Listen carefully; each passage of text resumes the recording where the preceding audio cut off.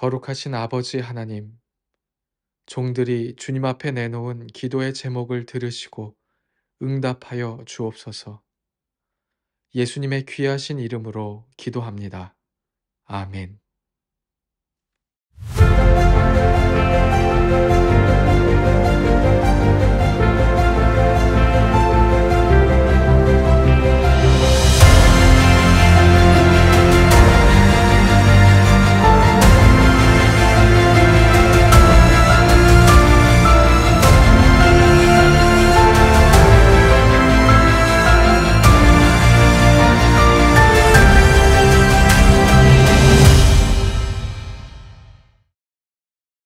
전국에 계신 횃불의 회원 목회자 여러분, 그리고 해외에 계신 선교사, 사역자 여러분 안녕하십니까? 리셋의 시간, 흥이 있는 교회와 목회라는 주제로 만나는 마지막 시간입니다. 오늘은 지난 7주간의 강의를 떠올리며 지역 내 쓰임받는 선교적 교회와 복음 안에서 네트워킹하는 목회의 방향을 다루려 합니다. 이번 주는 종강 모임으로 지역별 대면 모임이 있으실 텐데요. 강의 후 소그룹 모임과 교제의 시간에서 풍성한 은혜와 나눔이 가득하시길 바랍니다. 이 시간 강원 영동 강릉 횃불회의 총무이신 김정식 목사님 나오셔서 우리를 대표하여 기도해 주시겠습니다. 하나님을 사랑하는 자, 곧 그 뜻대로 부르심을 입은 자들에게는 모든 것이 합력하여 선을 이루시는 하나님 아버지, 지난 3년여에 걸친 코로나 팬데믹 상황 속에서도 횃불의 강의를 중단 없이 할 수 있도록 인도하시며 오늘 2023년 2학기의 마지막 강의까지 인도하여 주신 에베네셀의 하나님을 찬양합니다.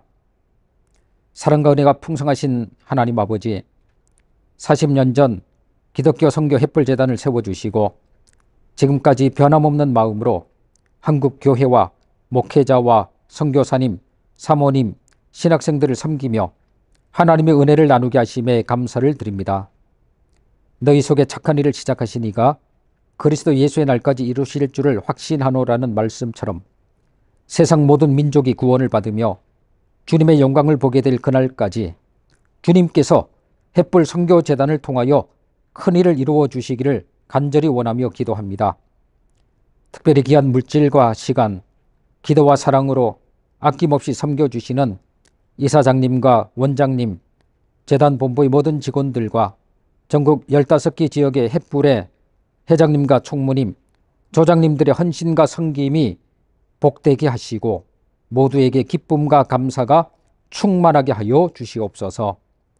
에스골 골짜기의 마른 뼈들에게 하나님의 말씀을 대언했을 때 생기가 들어가 큰 군대가 된 것처럼 리셋의 시대, 흥이 있는 교회와 목회라는 주제로 진행된 이번 8주간의 강의를 통하여 모든 목회와 선교의 현장마다 감흥과 기쁨과 부흥의 큰 역사가 일어나게 될 줄 믿습니다. 특별히 귀한 강의로 섬겨주신 강사님들을 성령으로 충만하게 하시고 늘 영육 간의 강건함을 허락하여 주옵소서. 오늘도 리셋의 시간, 선교적 교회로 도전하라는 마이클 오 선교사님과 하나님의 선교와 사도행전이라는 제목으로 강의를 해주시는 박용호 목사님, 두 분 강사님들을 권능의 팔로 붙들어 주셔서 강건케 하시고 성령으로 충만하며 권세 있는 말씀을 선포하게 하여 주시옵소서.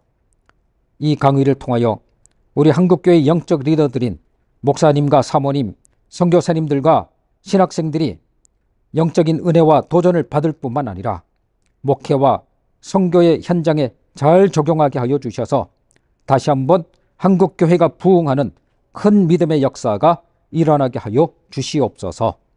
또한 횃불 선교재단을 통하여 전 세계 750만 명의 한민족 디아스포라들도 각자 낳고 자란 곳에 선교사로 세워지게 하시며 전국 15개 지역 횃불회를 통하여 대한민국 방방곡곡에 말씀과 성령과 기도의 횃불이 타오르게 하시고 건강한 교회가 세워지게 하여 주시옵소서. 이번 학기도 모든 강의 일정을 인도하여 주신 주님께 감사드리며 예수님 이름으로 기도드립니다. 아멘. 내년에는 한국에서 제4차 로잔 대회가 열리지요. 횃불재단도 국제, 국내 로잔 운동과 협력하여 복음의 네트워킹을 이루고 있습니다. 오늘 강의해 주실 분은 로잔 운동의 최연소 아시아인 총재로 세계 곳곳에서 쓰임받는 분입니다. 국제 로잔 운동의 총재이신 마이크로 선교사님 나오셔서 리셋의 시간, 선교적 교회로 도전하라 라는 주제로 강의해 주실 때 큰 은혜 있으시길 바랍니다.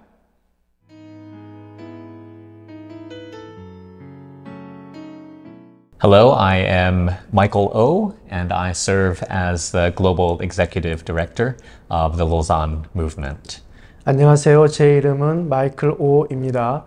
저는 세계 로잔 대회의 디렉터로서 섬기고 있습니다.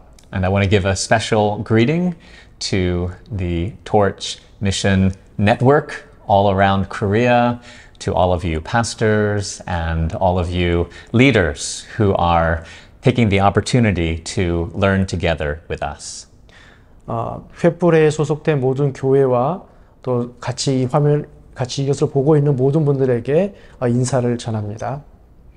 Today's message is from Nehemiah chapter 2, verses 17 and 18.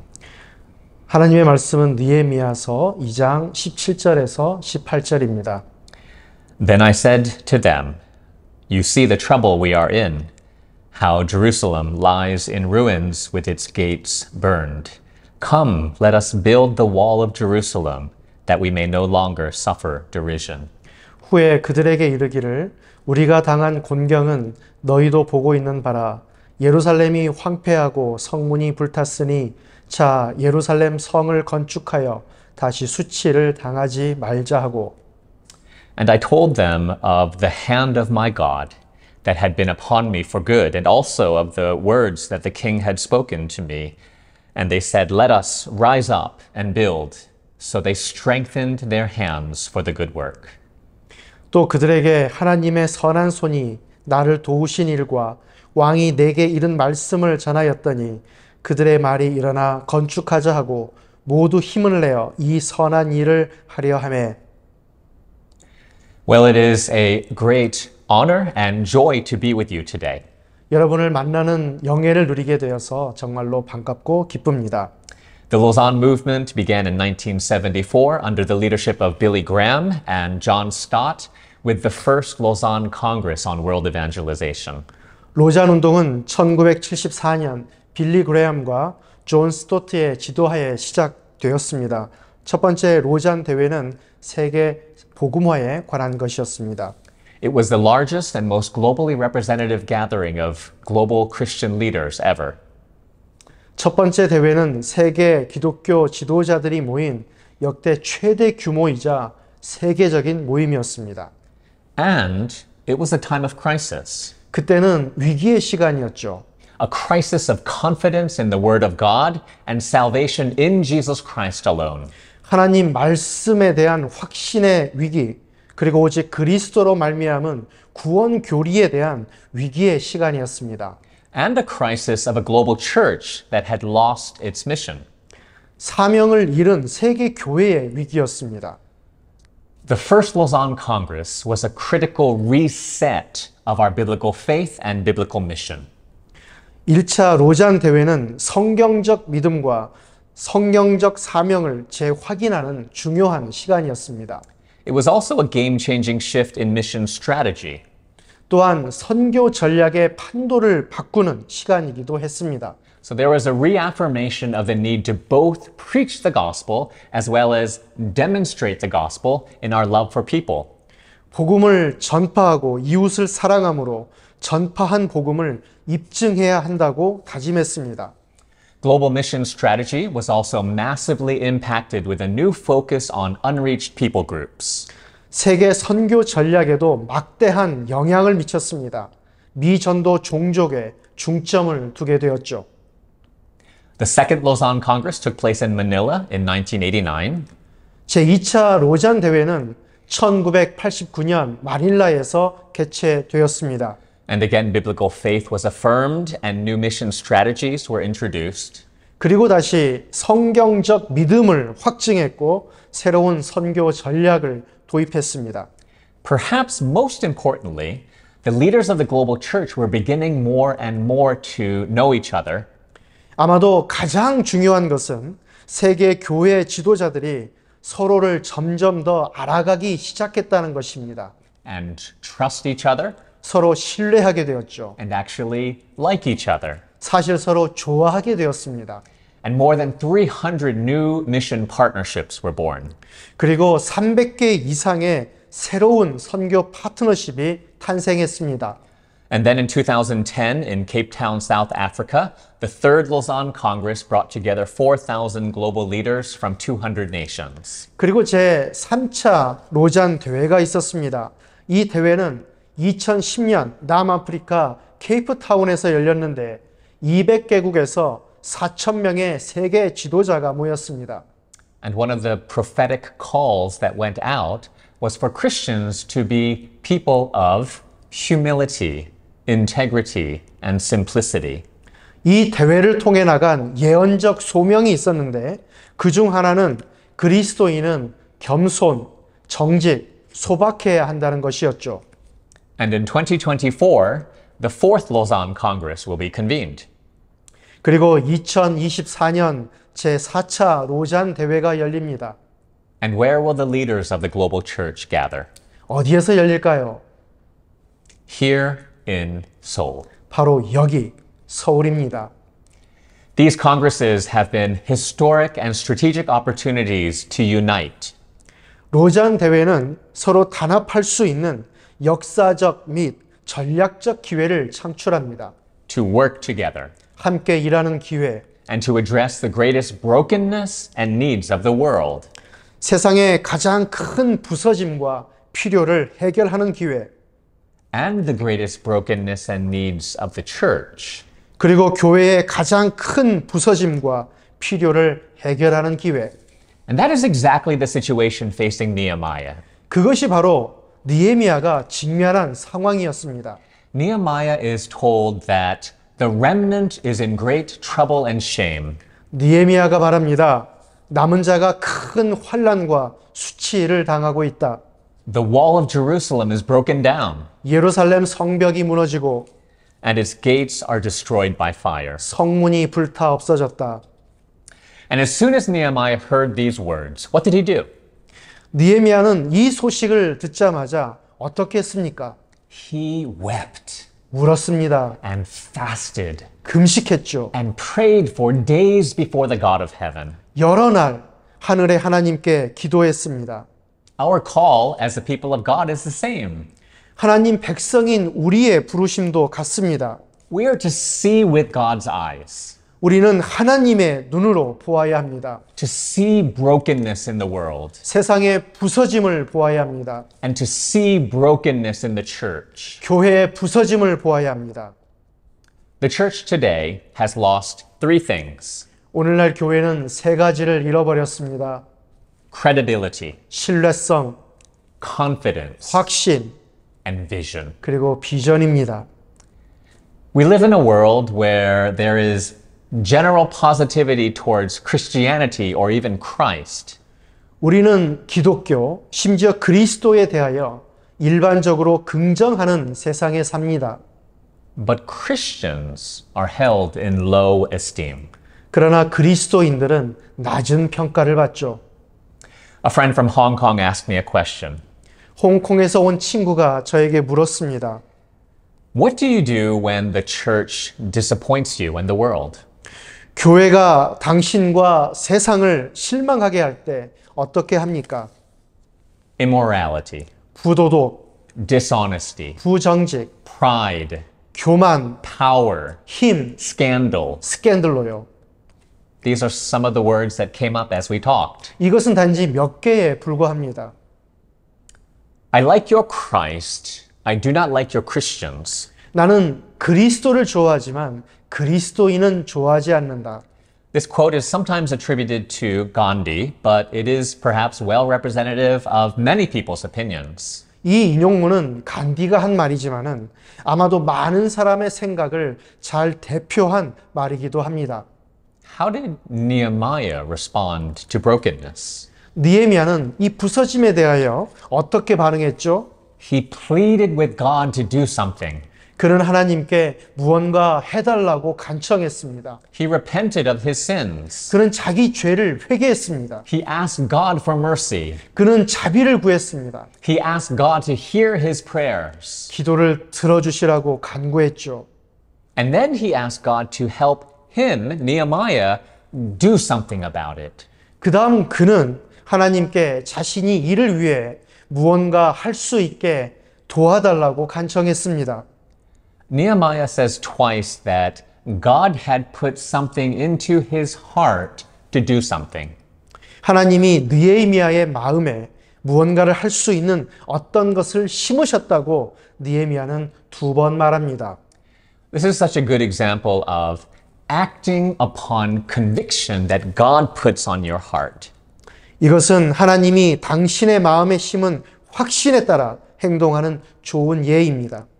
Asking God to do something, 하나님께 무언가 해달라고 요청하는 것입니다. but we also need to realize when God is calling you to do something as well. 그러나 또한 하나님이 당신에게 어떤 일을 하라고 부르는 때를 알아야 합니다. So first we see Nehemiah pleading with God to do something. 느헤미야는 먼저 하나님께 무언가를 해달라고 간청했습니다. Then second we see him being a part of the solution. 둘째, 그는 해결하는 일에 가담했습니다. And third we see that together is better. 셋째, 함께 하는 것이 더 좋습니다.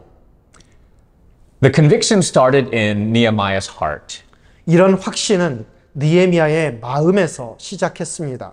But the only way that the walls of Jerusalem would be rebuilt was if God's people rose up and did it together.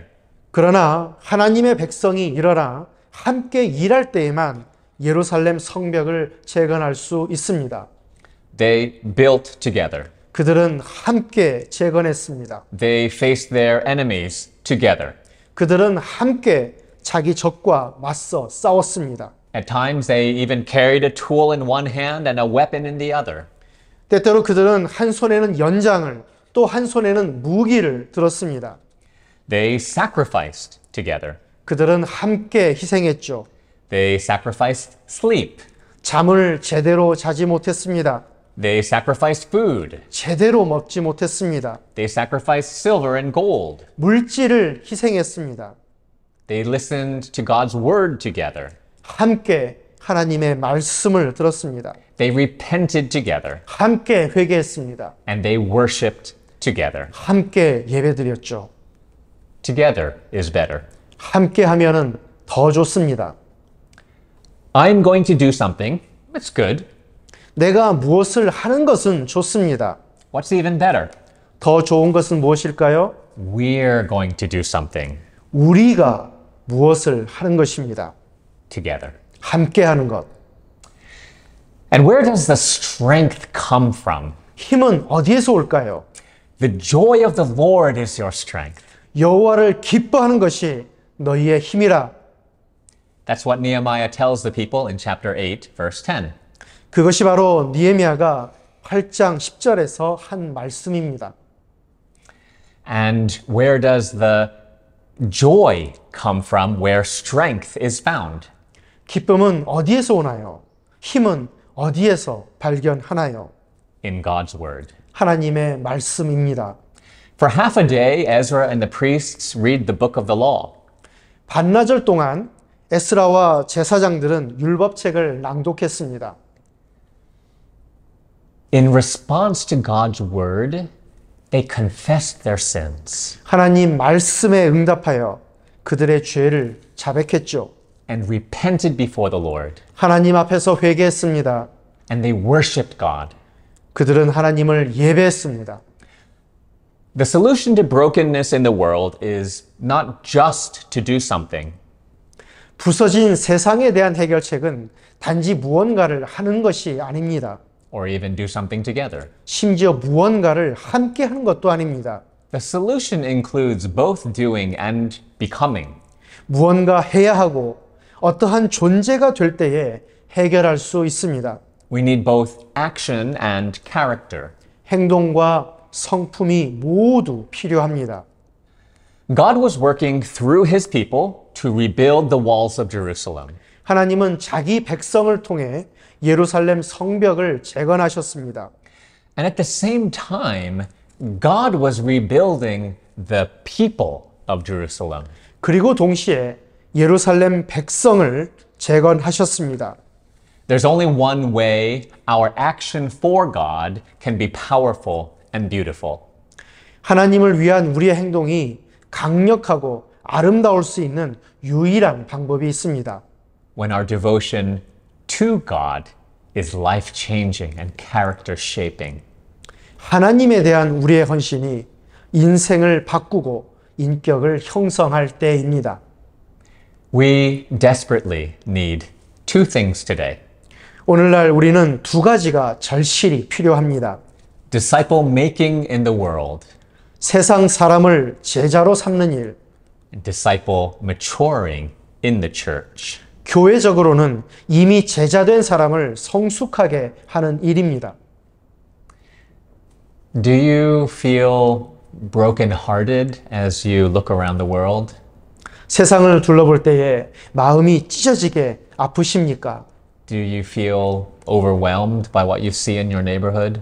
이웃을 볼 때에 어떤 압박 같은 것을 느끼지 않습니까? Do you feel discouraged in your faith? 자기 믿음을 볼 때에 낙담하지 않습니까? Do you feel weak? 약하다고 느낍니까? Do you feel desperation? 절실합니까? That is exactly how the people of God felt in Nehemiah's time. 느헤미야 시대의 하나님의 백성이 바로 이런 기분을 느꼈습니다. Being weak and broken does not disqualify you from being a part of his work. 약하고 부서졌다고 해서 그분의 일에 참여할 자격이 없지 않습니다. It is, in fact, the only way God can truly use you. 그것은 사실 하나님이 당신을 진정으로 사용하는 유일한 방법이죠. I love the old hymn. 저는 이 오랜 찬송가를 좋아합니다. Nothing in my hands I bring, simply to thy cross I cling. 빈손 들고 앞에 가 십자가를 붙드네. Action is empowered through character. 인격을 통해 행동이 힘을 얻습니다. Character is shaped through faith and desperate dependence upon God. 인격은 믿음과 하나님에 대한 필사적 의존을 통해 형성합니다. The world needs to see the character of Jesus Christ made real and visible in us. 세상은 예수 그리스도의 인품이 우리 안에서 실제하고 가시화됨을 보아야 합니다. John Stott, along with Billy Graham, was one of the founders of the Lausanne movement. 존 스타트는 빌리 그레엄과 함께 로잔 운동 창립자 중 한 사람이었습니다. And he was asked by a young Christian a question that he said perplexed him. 어떤 젊은 기독교인이 그를 당황하게 하는 질문을 했습니다. What is God's purpose for his people? 하나님 백성을 위한 하나님의 목적이 무엇입니까? And then he said that where his mind had come to rest as he approached the end of his life was this. 그리고 나서 그는 자기 삶의 끝이 다가왔을 때 그의 마음이 안식을 찾는 곳이 바로 이것이라고 말했습니다. God wants his people to become like Christ. 하나님은 자기 백성이 그리스도처럼 되기를 원하십니다. Now he could have said that God's purpose for his people was to make disciples of all nations. 그는 자기 백성에 대한 하나님의 목적이 모든 사람을 제자로 삼는 것이라고 말할 수 있었습니다. And he wouldn't have been wrong. 그는 옳았습니다. There are still 8,000 distinct ethno-linguistic people groups in the world that have not been deeply impacted by the gospel. 세상에는 여전히 복음의 영향을 받지 않은 민족이 8,000개나 있습니다. There are 3 billion people in the world who have never heard the gospel. 복음을 한 번도 들어보지 못한 사람은 30억 명이나 됩니다. And that number is increasing year by year. 그리고 그 숫자는 해마다 늘어나죠. But Uncle John, as we call him in the Lausanne movement, understood something very important. 우리는 이 로잔 운동에서 존 스토스를 좋은 삼촌이라고 부르는데 그는 아주 중요한 것을 깨달았습니다. If we fail in our disciple maturing, we will certainly fail in our disciple making. 성숙한 그리스도의 제자를 생산하지 못한다면 제자 삼는 일에 실패한다는 것을요. Our witness in the world includes action. 세상에서 그리스도의 증인이 된다는 것은 행동을 포함합니다. But it also includes deeply devoted personal faith. 또한 깊이 헌신한 개인의 믿음을 포함하죠. And our action is actually very much empowered by the beauty of lives transformed by the gospel. 그리고 실제로 우리의 행동은 복음으로 변화한 아름다운 삶이 있을 때에 힘을 얻습니다. We long to see the quantitative growth of the church all around the world. 우리는 전 세계 교회 숫자가 늘어나기를 원하죠. And we know biblically that the redeemed will one day be comprised of every tribe, language, people, and nation. 그리고 결국 구원받은 자들이 모든 부족, 언어, 민족, 국가로 구성될 것임을 우리는 성경을 통해서 압니다. But we also know that quantitative growth will actually be empowered by the qualitative growth of Christians. 그러나 그리스도인이 질적으로 성장할 때에 양적 성장도 이루어집니다. The power of our witness in the world is when the beauty of Christ's love becomes real in us. 그리스도의 사랑을 참으로 아름답게 실천할 때 세상을 향한 강력한 그리스도의 증인이 될 수 있습니다. The walls of Jerusalem were rebuilt in 52 days. 예루살렘 성벽은 52일 만에 재건되었습니다. It was the fruit of God's people working together. 그것은 하나님의 백성이 함께 일한 열매였습니다. And how did the surrounding nations and enemies respond? 그때 주변 나라들과 적들은 어떻게 반응했죠? Chapter 6 says they were afraid. 느헤미야 6장에서 말합니다. 그들은 두려워하였다. And they lost their self-confidence. 그들은 자신감을 잃었죠. Why? 왜요? Because they perceived that this work had been accomplished with the help of our God. Chapter 6, verse 16. 왜냐하면 성벽이 재건된 역사는 바로 하나님의 도우심 때문이라는 것을 알았기 때문이죠. 6장 16절 말씀입니다. The enemies of God actually had spiritual discernment. 따지자면 하나님의 적들은 사실 영적 분별력이 있었습니다. They understood that this impossible work was accomplished by a God for whom nothing is impossible. 하나님이 이 불가능한 일을 하셨음을 그들은 깨달았습니다. Nothing is impossible with God. 하나님에게는 불가능한 일이 없습니다. Amen? 아멘입니까? Now, how was this impossible work through Nehemiah possible? 하나님은 느헤미야를 통해 이 불가능한 일을 어떻게 가능하게 했나요? How is the impossible work that God is calling us to do possible? 하나님은 우리에게 불가능한 일을 하라고 하시는데 그것이 어떻게 가능할까요? It is possible not only because of what God is able to do, but because of what God did do. 그것은 하나님이 하실 수 있기 때문에 가능할 뿐만 아니라 하나님이 하신 일 때문에 가능합니다. Like Nehemiah, Jesus looked out on a broken world.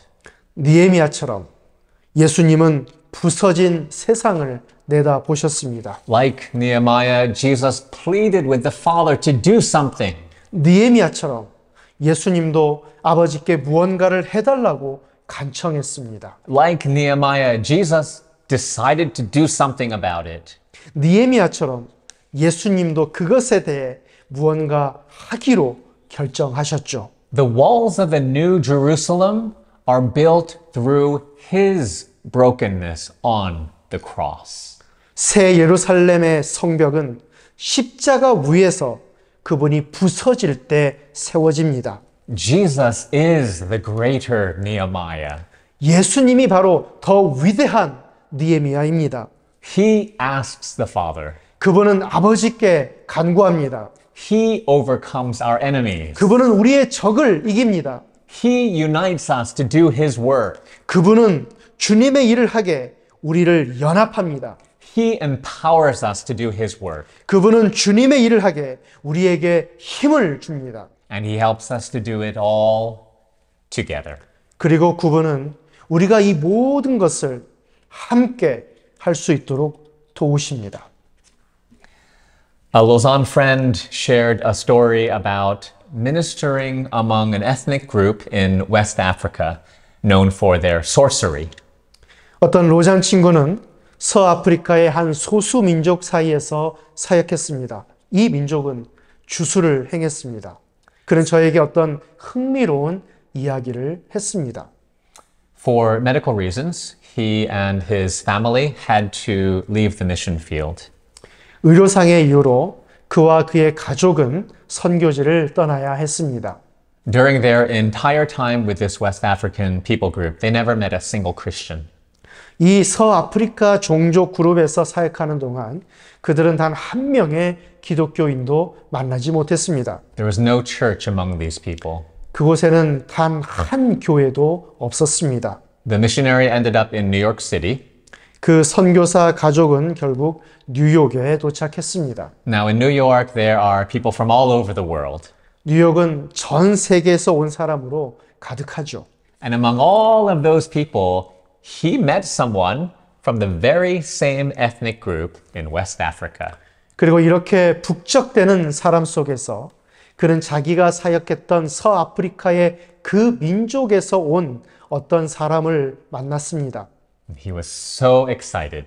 그의 마음은 흥분의 도가니에 빠졌습니다. Then he was even more excited to find that the West African man who had a Muslim background was a follower of Christ. 그를 더 놀라게 하는 일은 이뿐만이 아니었습니다. 이 사람은 무슬림이었는데 그리스도의 제자가 되었지 뭡니까? The first one he had ever met. 평생 처음으로 만난 첫 번째 그리스도입니다. Now that man fled to New York because his people had been trying to kill him because of his faith. 서아프리카의 그 민족은 그가 그리스도를 믿는다는 이유로 그를 죽이려고 했죠. 그래서 뉴욕으로 도망쳤습니다. That man said to the missionary, "It's a miracle. It's a miracle I met you today." 뉴욕에서 만난 그 사람은 선교사에게 말했습니다. 이곳에서 당신을 만나다니 이것은 기적입니다.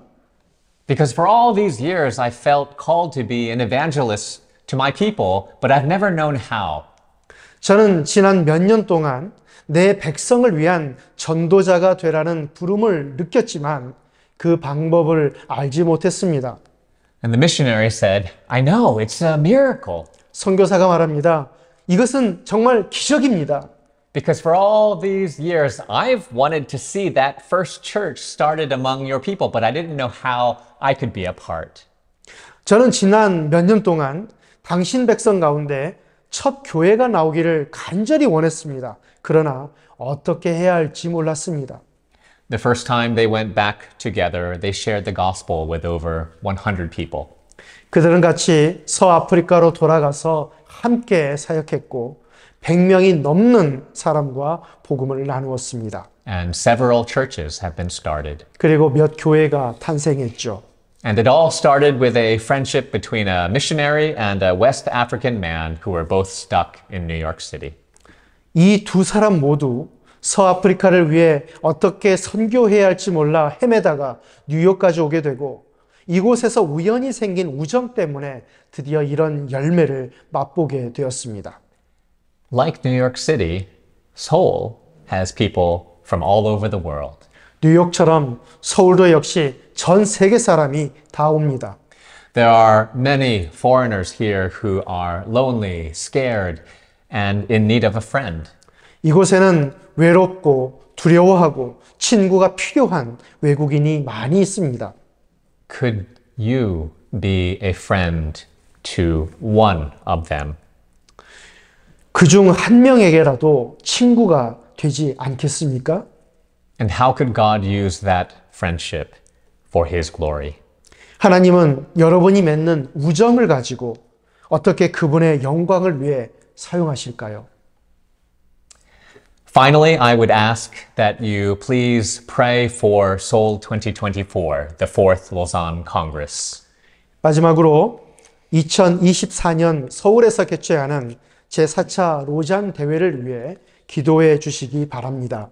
This will be one of the greatest opportunities to display the beautiful unity of the global church. 이 대회는 세계 교회가 아름답게 연합하는 큰 기회가 될 것입니다. And one of the greatest opportunities for the global church to collaborate to see the fulfillment of the Great Commission. 세계 교회가 협력하여 대위임령을 성취하는 큰 기회가 될 것입니다. And it will also be one of the greatest opportunities for healing for the Korean church. 그리고 또한 한국 교회를 치유하는 큰 기회가 될 줄 믿습니다. And for Korean society to see a gracious, compassionate, and unified Korean church. 대한민국 사회는 은혜롭고 자비롭고 통일된 한국 교회의 모습을 볼 것입니다. But that will only be if we will humble ourselves before God and each other. 그러나 이런 일은 우리가 하나님과 사람 앞에서 자신을 낮출 때에만 가능합니다. Pray that the Korean church and the global church will truly embrace the lessons of Nehemiah that we've talked about today. 한국 교회와 세계 교회가 오늘 나눈 느헤미야의 교훈을 진심으로 품기를 기도합니다. Disciple making and disciple maturing. 제자 삼고 제자를 성숙하게 하기를 기도합니다. Seeing the brokenness of the world 부서진 세상을 보기 바랍니다. and asking God to do something about it. 이를 위해 하나님이 역사하시라고 기도하기 바랍니다. Seeing our own sins as the people of God 하나님 백성으로서의 우리 자신의 죄를 보기 바랍니다. and mourning and repenting over it. 죄를 슬퍼하고 회개하기 바랍니다. Deciding as a global family to do something about it. 세계 가족으로서 이를 위해 무언가 하기를 결심하기 바랍니다. And deciding to do it together. 그리고 그것을 함께 하기로 결정하기 바랍니다. We repent of our selfishness. 우리의 이기심을 회개합니다. We repent of our isolation. 분열하기 좋아하는 우리의 성향을 회개합니다. We repent of our competitiveness. 서로 경쟁했던 일을 회개합니다. We repent of being self-serving and self-centered. 이기적이고 자기 중심적이었음을 회개합니다. We repent of working for our own glory. 우리 자신의 영광을 위해 일했음을 회개합니다. Instead, let us humble ourselves. 우리를 낮추게 하소서. Let us see the brokenness of the world, 부서진 세상을 보게 하소서. near and far. 세상 모든 곳에서 이를 보게 하소서. Let us humbly serve. 겸손하게 섬기게 하소서. Let us love our neighbors. 이웃을 사랑하게 하소서. Let us bring hope to the nations. 세상에 소망을 주게 하소서. And let us bring glory to our God. 하나님께 영광 돌리게 하소서. And let us do it all together. 그리고 이 모든 것을 함께 하게 하소서. Let's pray. 기도하겠습니다. Heavenly Father, thank you. 하나님 아버지 감사합니다. You see our brokenness and sin. 주님은 부서진 저희의 모습과 저희 죄를 보십니다. But you still love us. 그러나 주님은 여전히 저희를 사랑하십니다.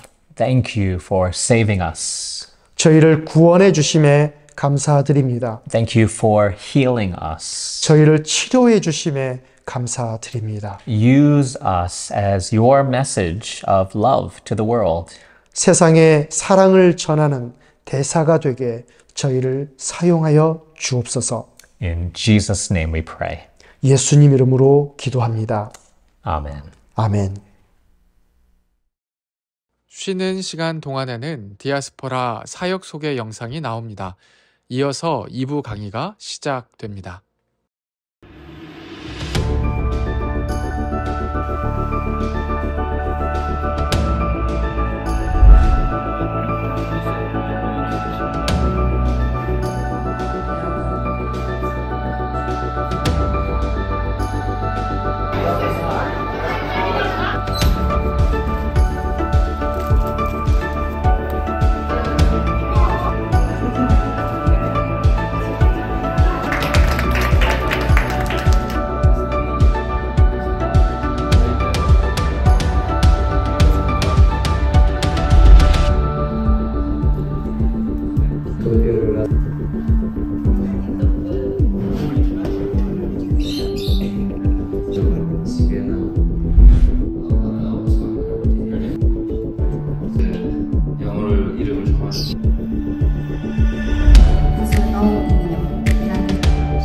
What's your name?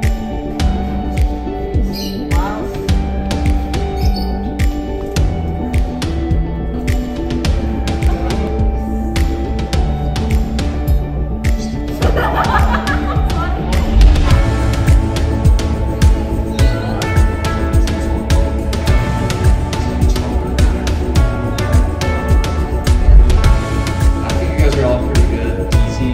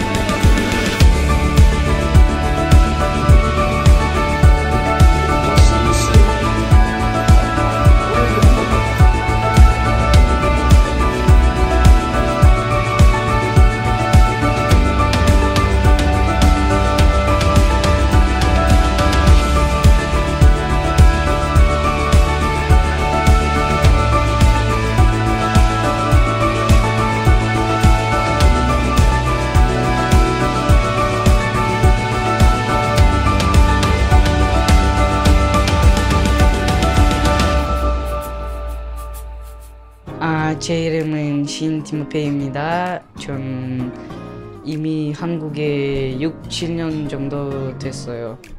저 한국에 살아있는 거 좋고요. 이 교회도 다니고요. 너무 좋아요. 쉬웠는데 그런데 재미있었어요. 가옷 게임도 하고 그리고 밥도 잘 먹고 그리고 영어 배우니까 좋아요. 원래는 학교에서 제가 그렇게 공부를 좀 영어 하는 거 좀 많이 싫어했는데 수업도 받고 그러니까 많은 걸 알게 되고 오히려 재미있었던 것 같습니다. 꿈은 저 사업가 되고 싶고요. 그리고 목사님도 되고 싶어요. 한번 영어를 열심히 배워보고 자기 미래를 위해서 한번 꼭 배워보도록 하겠습니다. 교회 다니고요. 영어도 배우고요. 빠이빠이. 파이팅! 안녕하세요. 저는 미국에서 이제 11학년이 되는 박민성이라고 합니다. 이번에 TDLA 교육자로 참여하게 돼서 너무 영광입니다.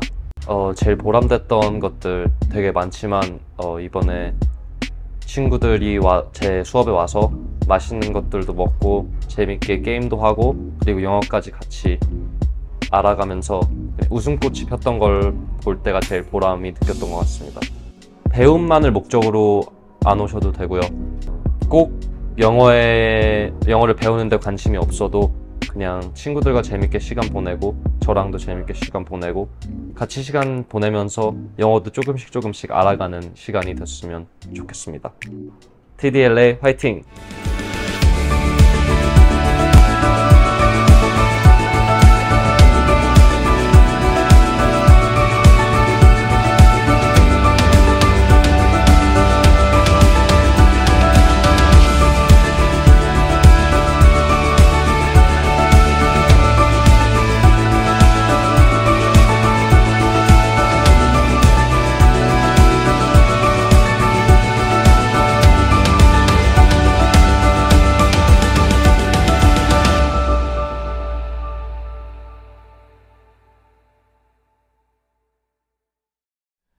앞선 강의에서 로잔 운동이 무엇인지 다루었다면 이번 강의는 실제로 한국교회가, 우리 교회가 복음의 네트워킹으로 무엇을 함께 할 수 있는지 다루려 합니다. 두 번째 강의를 맡아주실 분은 깊은 말씀 연구와 탁월한 강의로 알려진 분입니다. 포항제일교회의 담임으로 섬기시는 박영호 목사님 나오셔서 리셋의 시간, 하나님의 선교와 사도행전이라는 주제로 강의해 주실 때 큰 은혜 있으시길 바랍니다.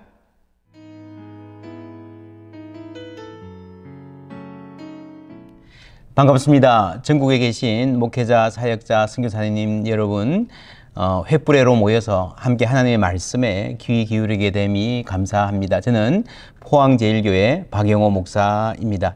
오늘 제가 말씀드리고 싶은 주제는 사도행전 공동설교를 위한 말씀 네트워크입니다. 내년 9월에 한국에서 제4차 로잔 대회가 열리는 것 다 아실 것입니다. 한국 교회에 주신 아주 중요한 숙제고 또한 도전, 하나님의 은혜의 기회라고 생각을 합니다. 로잔에서 모인 아주 좋은 신앙 고백들, 선교의 방향들 참 많은데 이 로잔의 좋은 정신이, 좋은 방향이, 그 신학이 어떻게 각 교회 현장에 잘 영향을 끼칠 수 있을까 하는 고민들이 사실은 많습니다.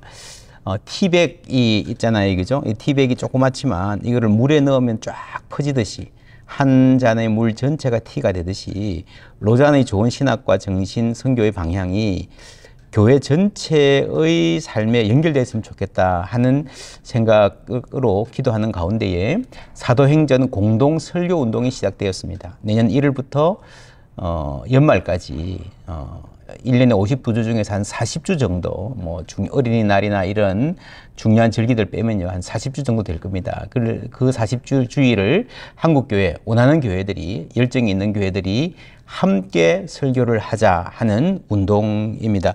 이 설교 전체의 큰 주안점은 세 가지입니다. 첫째로 매주일 설교 자료를 발송해 드립니다. 교회 우리 로잔의 홈페이지도 있고요. 앱을 만들고 있습니다. 앱이 나갈 텐데 설교 자료를 발송해 드리고요. 두 번째는 말씀 소그룹, 프로페짜이라고 하는 목회자들이 설교를 함께 준비하는 소그룹을 함께 모일 수 있습니다. 세 번째는 자발적인 연대, 각 단체들의 연대가 함께 모여지는 운동으로 전개하려고 합니다. 첫째로 매주 설교 자료를 발송해 드리는데 이 설교 자료에는 먼저 본문 주해 해설이 들어갈 것입니다. 사도행전에 대한 복음적이면서 학문적인 주석 플러스 선교적인 관점, 하나님 나라 선교라고 하는 관점, 미셔널 철치라고 하는 관점을 잘 반영하고 싶습니다. 그래서 뭐 대표적으로는 잔 스토트나 크리스토퍼 라이트 등으로 이어지는 하나님의 선교를 말하고 있는 이 신학의 굉장히 중요한 방향들이 사도행전 본문하고 어떻게 연결될 것인가 하는 고민들을 담아서 주예를 해서 보내드리도록 하겠습니다. 여기에는 설교하시는 분들이 그대로 가져다 쓸 수 있는 지도나 도표 등도 정리해서 드릴 수 있도록 하겠습니다. 두 번째로는 묵상 노트입니다. 첫 번째 주예 노트는 객관적인 주예를 선교적으로 해나간다면, 두 번째는 다양한 필진들이 함께 자신이 묵상한 내용을 글로 써서 함께 보내드리는, 그래서 한 주일에 3분 정도의 묵상글이 함께 나갑니다. 복음적이고 통전적인 선교라는 틀에서 다양한 필진들의 글을 만나보실 수 있을 것입니다. 그 필진들은 권성찬 목사님, GMF 대표시죠. 김유복 목사님, 김영봉 목사님, 사김의 기도 저자시고 여러분 잘 아실 겁니다. 박대영 목사님, 최근에 사도행전 강해도 쓰시기도 했습니다. 김의신 목사님, 묵상이 깊은 분이고요. 한기채 목사님, 우리 서울 횃불의 회장이시기도 하시죠. 정갑신 목사님, 화종부 목사님, 이정규 목사님. 이정규 목사님은 이 젊은 3040 세대에 아주 임팩트 있는 분입니다. 진희경 목사님, 또 교회를 개척하신 분들도 있고요. 큰 교회도 있고요. 다양한 교단이 있습니다. 그래서 아마 이분들 이름 들으시면 와 하실 분들이 많을 텐데, 한국 교회를 대표한다고 할 만큼 특별히 설교를 잘하시는 분이기도 하지만 글로서 독자들을 만나서 글로서 목회자들에게 성경 본문을 터치 될 수 있도록 가져다 드리는데 역할을 잘 하실 것 같습니다. 기대하고요. 세 번째로는 현장 이야기를 보내드리도록 하겠습니다. 우리가 선교의 이론들, 선교적 성경 해석이 많은데 이것이 실제로 우리 마음에 와 닿는 것은 실제로 선교 현장에서 국내와 국외의 해외의 어떤 현장에서 이런 목회를 하고 있다, 이런 선교를 하고 있다, 이런 마을 목회가 진행되고 있다 하는 것들이 예로 보여질 때에 우리 성도들에게 하나님의 선교가 이런 것이구나, 사도행전의 말씀이 옛날에 2000년 전에 끝난 게 아니라 오늘도 우리 사역의 현장에서, 오늘의 세계에서 힘을 발휘하고 있구나 하는 것을 알게 될 것입니다. 그래서 각 교회나 사역의 현장에서 선교를 잘 하고 있는 현장의 이야기를 간단하게 동영상에 담아서, 이거는 우리 방송국들하고 지금 협력하고 있습니다. 동영상에 담아서 그대로 설교 자료로 쓰실 수 있도록 보내드리도록 하겠습니다. 교회 현장 설교자들에게 큰 도움이 될 것입니다. 두 번째로는 매주 모이는 말씀 소그룹을 조직하려고 합니다. 첫 번째, 설교 자료만 받으셔서 내가 사도행전 설교를 공동으로 하겠다 하셔도 괜찮고요. 그러나 가급적이면 설교자가 소그룹으로 함께 모이는 게 여러분 굉장한 유익이 있습니다. 이 프로페짜이라고 하는 것은요, 쯔빙글리가 종교개혁을 하면서 매주일 지역 목사들이 모여서 함께 성경을 공부하고 함께 설교하던 종교개혁의 중요한 아주 소중한 전통입니다. 저는 지난 한 5년 동안에 매주 그리고 격주로 한 2-3개의 모임들을 계속 해오고 있는데, 목회자들이 설교를 같이 본문을 가지고 하면서 말씀의 통찰을 나눌 때에 참 다 다르게 성경을 보시는구나 해서 생각이 하나로 쫙 모여지고요. 그리고 또 설교를 이렇게 해보면 각자 따로 이렇게 다양하게 함께 나누었는데도 다양하게 설교가 나오는 걸 보고 하나님이 우리에게 주시는 말씀의 그 풍성함이 참 크다 하는 것을 많이 느끼고 있습니다. 그래서 설교 자료를 받으실 수 있고, 두 번째로는 말씀 프로페짜이에 참여하실 수 있습니다. 이 강의를 마치면서 프로페짜이에 참여하는 구체적인 연결 좀 제가 드리도록 하겠습니다. 세 번째로는 자발적 연대입니다. 저희가 로잔의 아주 중요한 정신이 제도가 아니고 운동이다 하는 거거든요. 함께 하고 싶은 분들이 자발적으로 모이는 것이고 교회도 모이고 개인도 모이고 단체들도 모입니다. 그래서 이제 사도행전을 공동으로 설교합시다 라고 말이 퍼지기 시작하면서 해외에 하는 교회들이 미국과 유럽과 각 아시아의 각 선교지들에서 많이 연락들이 오고 있습니다. 아주 하나님이 일하시는 디아스포라를 위해서 일하시는 굉장히 훌륭한 방법이 될 수 있겠다 기대하고 있습니다. 두 번째로는 교회 학교들까지 온 교회가 함께 설교하는 흐름이 요즘에 아주 좋은 흐름입니다. 저희 교회는 한 3년째 그렇게 하고 있는데요. 제가 지금 에베소서 강의를 하고 있는데 매주일 똑같은 본문으로 설교합니다. 그러니까 저희 교회 처음 나온 분들도 그렇게 이야기합니다. 예전에는 안 그랬는데 이제는 청년부 다니는 아들, 이 중등부 딸하고 부모하고 교회 갔다 오면 주일 저녁에 성경으로 이야기한다는 거예요. 자연스럽게 이렇게 온 교회가 한 본문으로 설교를 하면 자연스럽게 가정과 교회가 함께 보조를 맞추어서 신앙 교육을 할 수 있는 아주 좋은 토양이 형성이 됩니다. 이것을 시작하기가 쉽지 않은데 참 좋은 것은 알겠는데 시작하기가 쉽지 않다라고 하는 분들을 위해서 이번에 저희들이 사도행전 공동 설교를 하면서 자료를 제공해 드리려고 합니다. 그러니까 원하시면 각 교회 학교들까지 다 함께 설교에 참여하실 수 있습니다. 세 번째는 다양한 기독교 단체들의 연대를 지향하는 것입니다. 그래서 각 단체가 한국 교회에 정말 훌륭한 단체들이 많이 있지 않습니까? 그죠? 대표적으로 우리 횃불에 같은 단체입니다. 그러니까 목회자들을 위해서 열심히 사역해 오셨는데 가급적이면 이 시기에 사도행전을 같이 하고 소그룹도 하고 하면서 마음을 모아가자는 거죠. 그래서 우리가 한 틀 안에 다 묶을 필요가 없고 각자 단체들이 사역을 하면서 우리 사도행전 공동설교에 원하는 만큼 참여해서 자기 색깔로 참여해서 가면 한국교회 아주 좋은 흐름이 형성될 것이라고 생각을 합니다. 학회, 신약 학회나 다양한 학회들도 도움을 주시고 계시고요. 그래서 학자들의 도움도 많이 있을 것이라고 지금 생각하고 있습니다. 그 다음에 언론사, 출판사들도 함께 열심히 참여하고 있습니다. 그래서 한국교회 아주 좋은 흐름이 형성되고 있어서 감사하고요.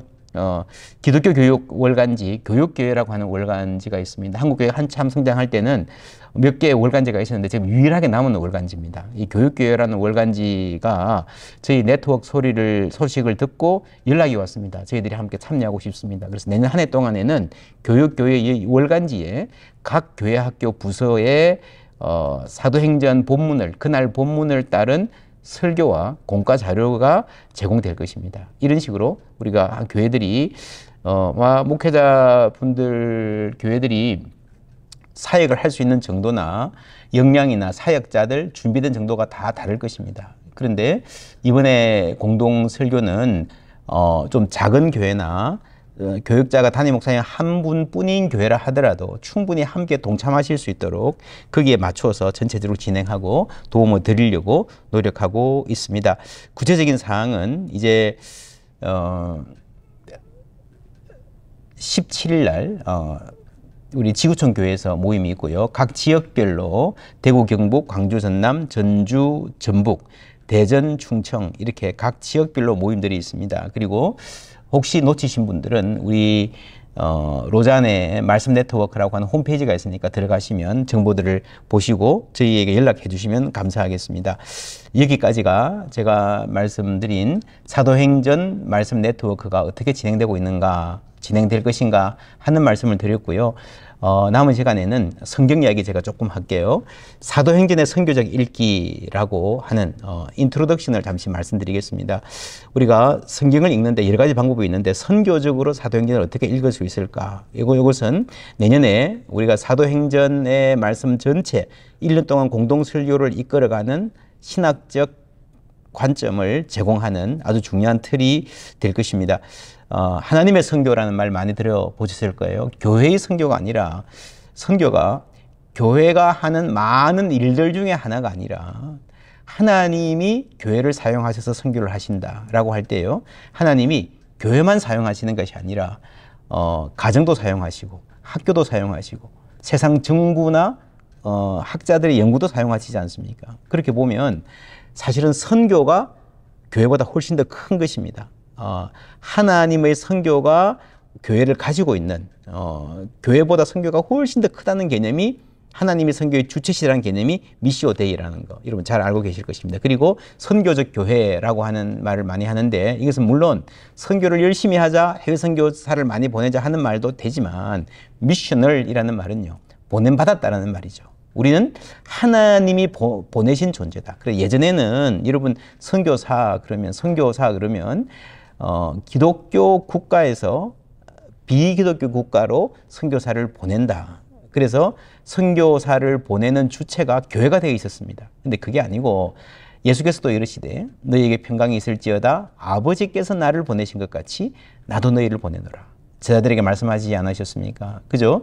이 그리스도인들 전체가, 교회 전체가 보냄받은 공동체다라고 하는 거죠. 여러분 그렇게 보면요, 이 선교라는 게 꼭 해외로 나가야 선교할 수 있는 게 아닙니다. 한때 한국 교회에서 가든지 보내든지 하라라고 하는 선교 구호가 굉장히 뜨거운 열정을 불러일으켰는데 좋은 열정이긴 합니다만은 그렇게 성경적으로 정확하지는 않다. 왜냐하면 모든 그리스도인들이 자신의 삶의 자리에서 다 보냄받은 선교적 존재, 선교적 성도, 선교적 삶을 요구받는 그리스도인이다 라고 하는 고백이 미셔널 처치, 교회의 본질에 대한 이야기죠. 선교적 교회다라고 하는 것 잘 아실 겁니다. 제가 간단하게 개념 정의했고요. 그러면 선교적으로 성경을 읽는다라고 하는 것은 무슨 말인가? 크리스토퍼 라이터 박사가 로잔에도 아주 중요한 영향을 끼치는 귀한 성경학자입니다. 이분이 쓴 하나님의 선교, 유명한 책이죠. 이 책을 보면 이런 말이 나옵니다.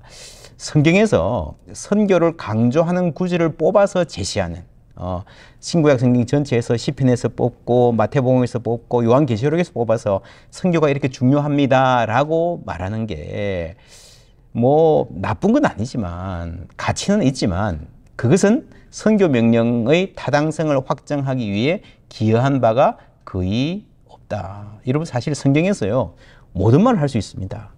부부 사이의 대화의 중요성, 건강관리의 중요성, 그렇지 않습니까? 뭐 모든 말을 할 수 있지만 여러분 선교도 그런 식으로 선교에 대한 말씀을 뽑아가지고 쭉 나열하는 것으로서 선교적 성경 읽기가 되는가? 아니라고 하는 거죠. 이 책에서는 하나님께서 세상에 본래 창조하셨을 때의 그 아름다운 그 계획을 회복해 가시는 그 전체의 사역이 하나님의 선교라 그러면 선교는 성경의 중심 메시지라고 하는 겁니다. 그래서 오늘날 교회에 중요한 것은 교회가 하고 있는 일을 따로 분리된 몇 개의 성경 본문이 말하는 것과 외견상 부합시키는 것보다 이런 구절을 뽑아놓고 보세요. 선교가 중요하지 않습니까? 라고 말하는 것보다 교회와 성경 메시지의 본질 간의 관계를 규명하는 것. 그래서 성경 전체가 하나님의 선교를 말하고 있다 하는 것을 발견하는 것이 선교적 성경 읽기다라고 하는 게 이 하나님의 선교라는 꽤 두꺼운 책인데 이 책의 주안점입니다. 그럼 성경 전체를 어떻게 우리가 구조와 하나의 이야기로 읽을 수 있는가라고 할 때에 가장 명백한 구조는 이겁니다. 창조, 그렇죠? 그 다음에 인간이 타락했습니다. 하나님이 구원하시기 위해서, 회복하시기 위해서 이스라엘을 선택하셨어요. 실패했습니다. 이스라엘이 실패한 자리에서 예수 그리스도를 부르셨고 예수 그리스도의 십자가와 부활로 이룬 그 구원의 사역을 교회에게 넘기신 거죠. 그래서 창조와 타락과 이스라엘과 예수 교회, 연극으로 생각하면 이 5개의 막으로 구성된 드라마라고 할 수 있습니다. 교회 시대가 끝나면 종말이죠. 예수님 재림하시는 겁니다. 이렇게 보면요, 교회 시대는 지금도 계속되고 있잖아요.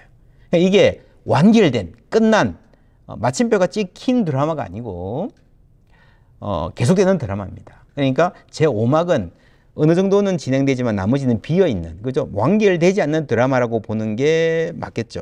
그래서 이렇게 성경을 읽으면요, 이 드라마의 마지막 부분은 이 안에 우리의 자리가 있구나 라는 걸 알 수 있습니다. 마치 연극을 우리가 보고 있는데 자리에 앉아서 1막, 2막, 3막, 4막 예수님 이야기 봤고요. 초대교회 이야기부터 중세, 근대 교회 얘기를 쭉 우리가 듣고 있습니다. 그런데 그 어느 시점에서 감독이 관객 중에 누구에게 당신 올라와서 이제부터 연기하시오 라고 말하는 거예요. 그럼 하라 그러면 뭘 요구하겠습니까? 대본 있습니까?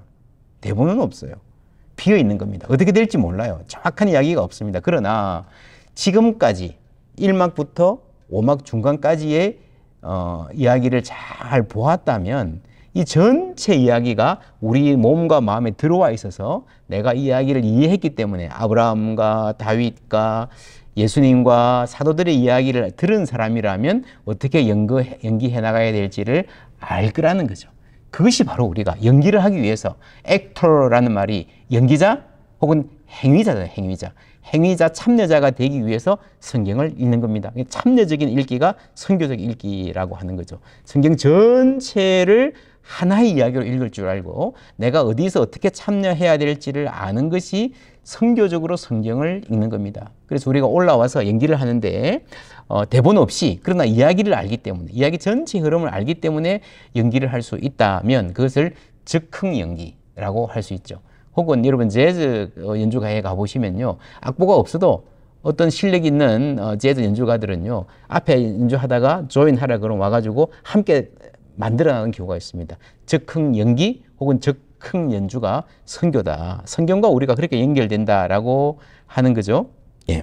정리하면 미셔널 철치, 보냄받은 교회라고 하는 선교적 신학과 성경은 하나의 큰 이야기다. 여러분 옛날에는 최근까지는요. 성경을 그냥 바울은 이랬고 그러나 요한은 이렇고 마태는 저랬다 이래서 자꾸 이렇게 분리해서 차이점을 강조하는 읽기가 많았는데 그것도 뭐 물론 필요합니다만은 사실 우리가 정말 목회하면서 선교를 하면서 알아야 될 것은 성경 하나가 창세기부터 요한계시록까지 전체가 하나의 이야기라는 걸 알아야 됩니다. 보냄받은 교회 하나의 이야기라고 하는 이 두 가지 신학의 흐름이 하나님의 선교로 모아지는 거죠. 그리고 이것이 우리에게 우리의 참여의 공간을 요구한다라는 대로 가면 우리가 성경을 선교적으로 읽는 것이 무엇인가를 알게 되는 것입니다.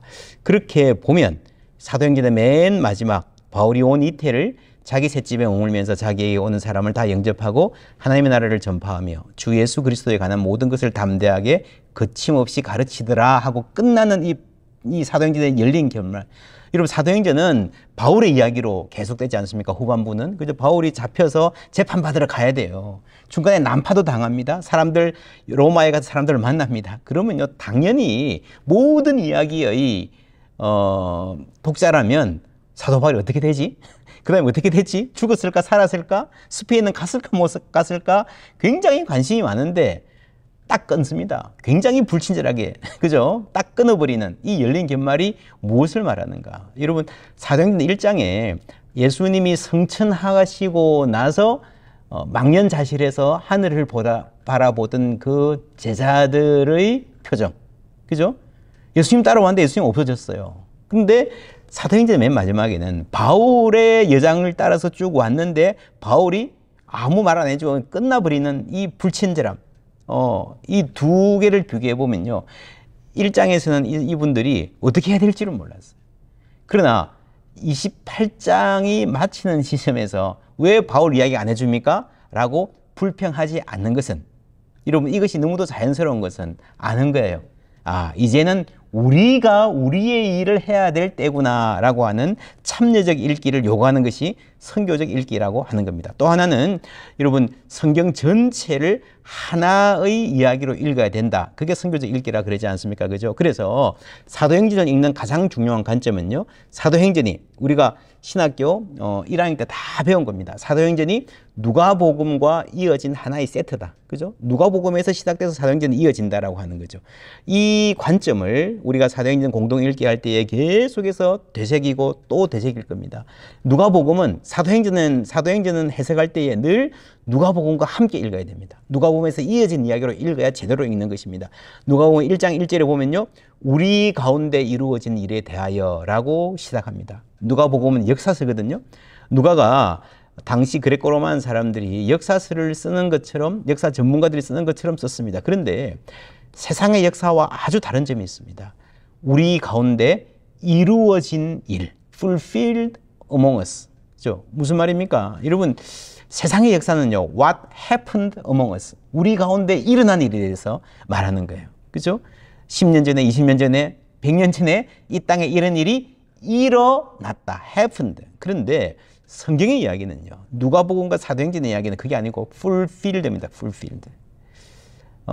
하나님의 약속이 있고 구약에서부터 하나님의 약속을 따라서 계속해서 그 성취를 기다리던 사람들이 있었고 그것들이 예수의 이야기에서 어떻게 이루어졌는가가 누가복음인 거죠. 근데 이 누가복음 1장 초반부에 나오는 이 서문이요, 사실은 사도행전까지 쭉 이어지는 이야기라고 볼 수 있죠. 한 권이라고, 한 작품이라고 볼 수 있으니까. 그러면 여러분, 사도들의 이야기도 하나님의 그 뜻이 이루어져 가는 예언이 백성들의 기대가 성취되어져 가는 이야기라고 볼 수 있죠. 그런 점에서 자, 사도행전은 누가복음과 연결되어 있습니다. 누가복음 1장 1절에서부터 구약성경 전체를 끌고 들어가는 거죠. 그러니까 하나로 읽을 수밖에 없습니다. 여러분, 사도행전의 선교적 읽기라고 하는 거를요, 그냥 전통적인 개념으로 생각하면 선교가 참 중요하다, 전도하자, 전도하러 밖에 나가자, 선교사 보내자, 이런 이야기를 하려면요 너무 쉬워요. 사도행전은 그렇지 않습니까? 사도행전 전부 다 전도의 이야기고 선교의 이야기고 떠나는 이야기입니다. 근데 그게 아니라 진짜 사도행전을 미션을 하게 읽는다는 것은요, 사도행전을 성경 전체의 예언이 어떻게 이루어지는가, 창세기부터 요한계시록까지 가는 이 큰 이야기 속에서 하나님이 사도들을 통해서 어떻게 일하시는가를 우리가 알아야 된다는 거죠. 그리고 열린 결말, 참여적 읽기를 요구하는 열린 결말이다라고 하는 게 사도행전의 선교적 읽기의 중요한 주안점입니다. 자, 사도행전 1장 6절에 보면요, 이런 질문이 나옵니다. 그들이 모였을 때에 예수께 여쭈어 이르되 주께서 이스라엘 나라를 회복하심이 이때니까 하니라고 할 때에 우리가 옛날에는 그렇게 해석 많이 했습니다. 야, 무슨 이스라엘 나라 회복이냐, 그거 잘못된 거야, 그런 거 꿈도 꾸지 마. 이제는 그거 아니고 그냥 예수 믿고 천국 가는 이야기, 교회 세우는 이야기, 그것만 하면 돼. 이스라엘 회복은 이제 아니야 라고, 그 정치적 회복 그런 거 꿈도 꾸지 마 라고 우리가 예수님이 했을 것 같은데요, 그렇지 않습니다. 보세요. 이르시되 때와 시기는 아버지의 권한에 두셨으니 너희가 알 바 아니요. 이스라엘의 회복이 되어야 된다는 거죠. 그런데 그 때와 시기를 아버지께 맡게 된다는 거지, 이스라엘 회복 자체가 잘못된 소원이나 철진한 기대는 아니다라는 것을 알 수 있습니다. 사도행전 맨 마지막에 보면요, 사도 바울이 로마에 가서 자신의 인생에 대해서 이렇게 이야기합니다. 이름으로 너희를 보고 함께 이야기하려고 청하였으니 이스라엘의 소망으로 말미암아 내가 이 쇠사슬에 매인 바 되었노라 라고 하는 이스라엘의 소망, 내가 이렇게 고생하고 선교하는 내 인생의 전체의 의미가 이스라엘의 소망이다 라고 이야기하는 것, 여러분, 이스라엘의 회복이라고 하는 이 본래의 비전이 사도행전 끝까지 흐트러지지 않고 그대로 남아있다, 이것 자체는 잘못된 것이 아니다 라고 하는 것을 우리가 알아야 됩니다. 사도행전 1장 3절부터 보면요, 그가 고난받으신 후에 또한 그들에게 확실한 많은 증거로 친히 살아계심을 나타내사, 부활이죠, 40일 동안 그들에게 보이시며 하나님 나라의 일을 말씀하시니라. 그 다음에 사도와 함께 모이사 그들에게 분부하여 이르시되 예루살렘을 떠나지 말고 내게서 들은 바 아버지께서 약속하신 것을 기다리라. 구약의 예언의 성취. 그러니까 이 본문 안에 나오는 이 단어들이, 표현들이 예수님 당시, 요즘 제2성전기라는 말을 많이 썼는데 제2성전기에 신실한 유대인들이 갖던 종말 기대, 하나님 통치의 도래라고 하는 약속의 아주 키워드들이 다 담겨 있습니다. 그 다음에 너희는 몇 날이 못되어 성령으로 세례를 받으리라. 성령의 임하심. 그 다음에 이스라엘 나라를 회복하심이 이때니까. 다시 정리를 하면 부활, 하나님의 약속의 성취, 하나님의 나라, 통치죠, 성령의 임하심, 이스라엘의 회복, 이것들이 다 한꺼번에 일어날 일입니다. 여러분, 에스겔 36장에 보면요, 성령이 임하죠. 그럼 마른 뼈들이 살아나죠. 그 이스라엘이 회복되는 거예요. 돌아와서 큰 거대한 성전을 건축하고 회복되는 것들, 의인들이 부활하는 것, 이 모든 것, 그리고 하나님 나라가 다스리는 이 약속, 이 전체가 하나로 이루어질 것이라고 생각을 했고 하나님이 약속을 하셨던 거죠. 이것들이 어떻게 일어났는가 하는 것들이 신약의 성취라고 볼 수 있습니다. 그런데 자, 이스라엘 나라를 회복하심이 이때니까 라고 사람들이 말했을 때에 그 질문 자체는 잘못된 것이 아니지만 그들이 머릿속에 담고 있던 그림, 우리가 똑같은 말을 해도요, 생각은 다른 생각을 할 수 있거든요. 같은 단어를 생각해도. 그들이 이스라엘 나라의 회복을 말할 때에 머리에 어떤 생각을 갖고 있었을까? 여러분 사람은요, 대부분 사람들은 새로운 어떤 개념을 말해도 그 개념 안에 옛날 내가 이미 알고 있는 경험, 익숙한 어떤 내용들이 담겨 있는 경우가 많아요. 여러분 예수님 당시의 사람들이 이스라엘의 회복을 말했을 때에 어떤 회복을 생각을 했을까? 다윗의 자손이죠. 그죠? 예수님 가시는 곳마다 다윗의 자손이여 라고 막 환호했다는 사실은요, 그들이 가장 간절하게 바랐던 회복의 그림, 가장 좋은 시대로의 통치, 하나님이 오셔서 우리를 다스리시면 아마 이런 사회가 될 거야 하는 상상력, 그 한계가요, 다윗의 시대였다는 거죠. 다윗 시대 같은 그 영광스러운 시대가 회복됐으면 좋겠다라고 생각을 했을 텐데, 여러분 이들이 성령 받고 나서 이렇게 말했습니다. 사도행전 2장 29절에 보면요, 형제들아 내가 조상 다윗에 대하여 담대히 말할 수 있노니 다윗이 죽어 장사되어 그 묘가 오늘까지 우리 중에 있도다. 무슨 말입니까? 다윗도 죽었다는 거죠. 여러분 인간을 괴롭히는 가장 강한 가장 악한 세력이 결국 죄와 사망의 권세인데, 여러분 다윗도 어쩔 수 없다는 겁니다. 다윗도 죄를 지었고 다윗도 사망해서 아직도 죽어 있다는 거죠. 여러분이 무엇을 기다립니까? 어떤 하나님 나라를 기다립니까? 의인의 부활이라면 도대체 무엇이겠습니까? 라고 할 때에 다윗 시대의 회복, 그 가지고는 안 된다는 거죠. 다윗 시대도 여전히 문제가 많았고요. 죄 짓는 시대였고요. 지금보다는 훨씬 나은 황금 시대인지 모르겠지만 다윗 시대가 회복되는 것으로서 여러분의 문제가, 이 땅의 문제가 해결되지 않습니다.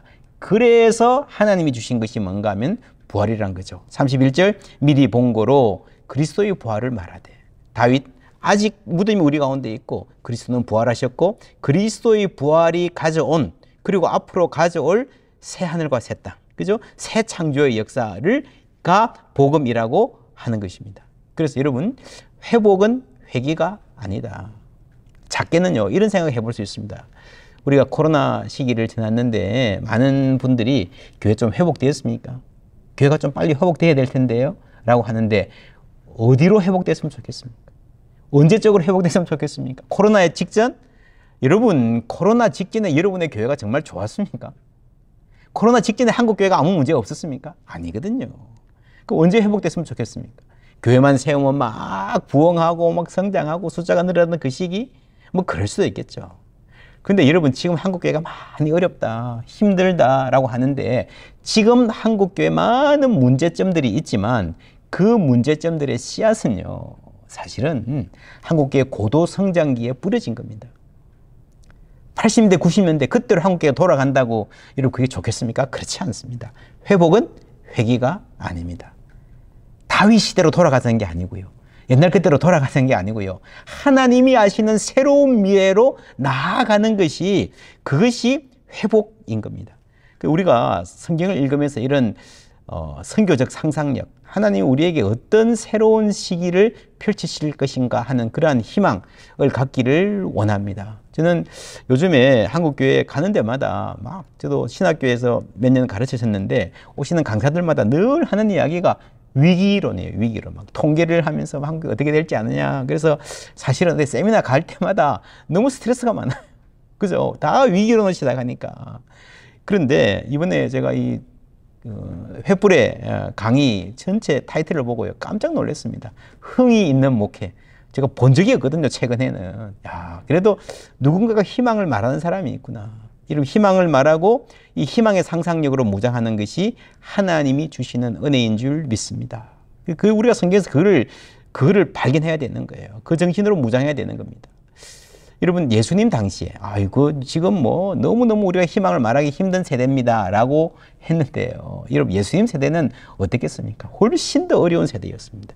사도들이 마주한 상황은 지금 우리보다 훨씬 더 선교하기 어려운 세대였습니다. 그럼에도 불구하고 그들은 하나님 나라의 그 강한 비전, 그 상상력을 잃지 않았기 때문에 그 믿음의 고백 안에서, 그렇죠, 여러분 남종과 여종의 예언을 하고 젊은이들이 환상을 본다, 새로운 비전을 가진다는 게 아닙니까? 그들이 상상한 새로운 사회가 어떤 사회였을까? 우리가 사도행전을 함께 읽으면서 함께 공동 설교하면서 이렇게 깊이 탐구해 보기를 원합니다. 오늘은 뭐 짧게 말씀드릴게요. 누가복음 2장 1절. 여러분 사도행전과 누가복음 같이 읽어야 된다 그러지 않습니까? 누가복음 2장 1절에 보면요, 이렇게 나옵니다. 그때에 가이사 아구스도가 영을 내려 천하로 다 호적하라 하였으니, 이 말이 단순한 연대기적인 표현만은 아닙니다. 가이사 아구스토가 황제를 할 때 정도가 아니고요. 여러분 생각해 보세요. 이 인류 역사 속에 단 한 명의 사람이 명령을 내렸는데 여러분 천하가 다 움직여요. 이런 때가 있었겠습니까? 전혀 없었습니다. 여러분 이 세계에 얼마나 많은 인종이 있습니까? 얼마나 서로 다양합니까? 그죠? 막 말 한마디 해도 서로 그냥 지금도 뭐 세계가 막 전쟁하고 서로 다 입장이 다르고요. 얼마나 힘든 상황인지 모릅니다. 그런데 여러분 가이사 아구스토 때 시저 어거스터스 옥타비아누스 로마의 황제정 초기에는요.